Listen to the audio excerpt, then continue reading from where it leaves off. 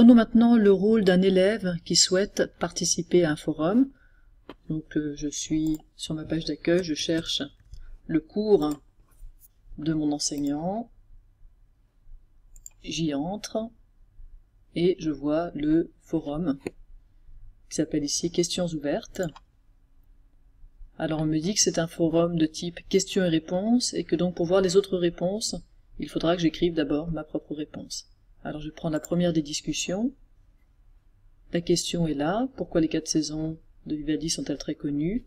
Et je ne peux pas voir la réponse. Il y a déjà une réponse qui a été entrée, mais je ne peux pas la voir parce que je n'y ai pas encore répondu moi-même. Donc je vais répondre.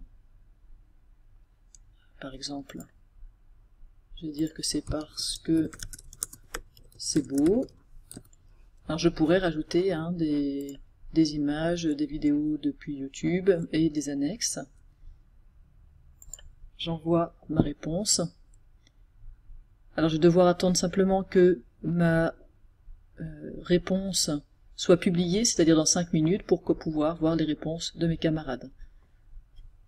Au passage, je vous ai pas parlé d'un des paramètres du forum, c'est l'affichage du nombre de mots.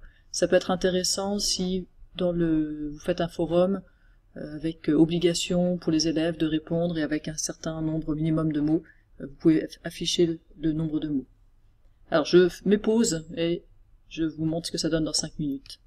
Et voilà, 5 minutes plus tard, ma réponse est publiée et j'ai donc accès à la réponse, aux réponses qui ont déjà été entrées par mes camarades. En revanche, je ne peux plus modifier mon message. Je peux aussi répondre aux réponses de mes camarades et commenter, par exemple dire que je suis bien d'accord. On est d'accord que ce serait pas très intéressant et que ça mériterait sans doute de demander aux élèves, lorsqu'ils participent à une discussion et qu'ils répondent aux réponses de leurs camarades, d'argumenter. Mais voilà, vous voyez que c'est possible, et puis donc on va pouvoir comme ça faire une file de messages.